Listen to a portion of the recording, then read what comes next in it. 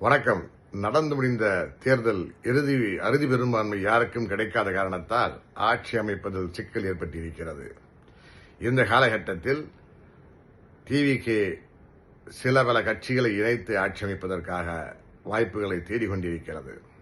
என்னுடைய தாழ்வான பதிவு என்னவென்றால், திராவிட முன்னேற்றக் கழகமும் அண்ணா திராவிட முன்னேற்றக் கழகமும் அதன் கூட்டணி கட்சிகள் இணைந்து ஆட்சி அமைக்கலாம். இதுவரை இருந்த கருத்துக்களை புறம் தள்ளிவிட்டு தமிழகத்தினுடைய திராவிடத்தினுடைய மாண்பை காப்பதற்காக இணைந்து பணியாற்றுவதில் எந்த தவறும் இல்லை. ஸ்டாலின் அவர்களும் எடப்பாடியார் அவர்களும் மனம் விட்டு இருவரும் பேசிக்கொண்டு யார் உயர்ந்தவர் யார் தாழ்ந்தவர் என்பதை புறம் தள்ளிவிட்டு இதை செயல்படுத்தினால் நன்றாக இருக்கும். உதாரணத்திற்கு எடப்பாடியார் அவர்கள் வயதில் மூத்தவர் என்பதற்காக முதல் 2.5 ஆண்டு காலம் அவருக்கு முதல்வர் பதவியும், திராவிட முன்னேற்ற கழகத்தில் 2 துணை முதல்வரும் எடுத்துக்கொண்டு கூட்டணி கட்சிகள் எல்லாம் ஒருங்கிணைந்து 38 மந்திரிகளில் தலா 19 பிரித்துக் கொண்டு செயல்படலாம். இரண்டாவது 2.5 ஆண்டு காலம் திராவிட முன்னேற்ற கழகத்திற்கு முதல்வர் பதவியும், அண்ணா திராவிட முன்னேற்ற கழகத்திற்கு 2 துணை முதல்வர் பதவிகளும் கொடுக்கலாம். இது நடைமுறையில் சாத்தியக்கூறுகள் உண்டு.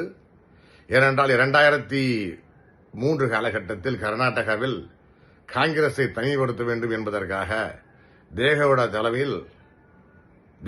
தலைமையும் எடியூரப்பா அவர்களும் இணைந்து கர்நாடகாவில் ஆட்சியை தந்தார்கள். அதை பின்பற்றலாம். இரண்டாவது, 1979 திராவிட முன்னேற்ற கழகமும் அண்ணா திராவிட முன்னேற்ற கழகத்திற்கும் இணைப்பை நடத்துவதற்காக அன்று ஜனதாதளத்தினுடைய மத்திய அமைச்சராக இருந்த பிர்ஜு பட்நாயக் அவர்கள் பல முயற்சிகளை மேற்கொண்டார்.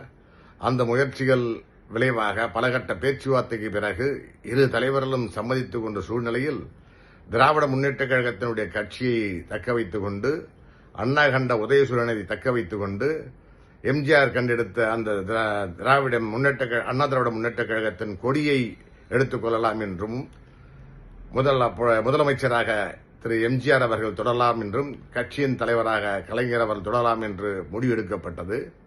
அந்த முடிவு வெள்ளூர் மாநாட்டில் அறிவிக்கப்பட்டிருக்க வேண்டும். அது நடைமுறைப்படுத்தாமல் போய்விட்டது. இப்போ இரு கட்சிகளும் கூட்டணி அமைக்கத்தான் சொல்கிறேன் ஒழிய இரு கட்சிகளையும் நீங்கள் இணைக்க வேண்டும் என்று சொல்லவில்லை.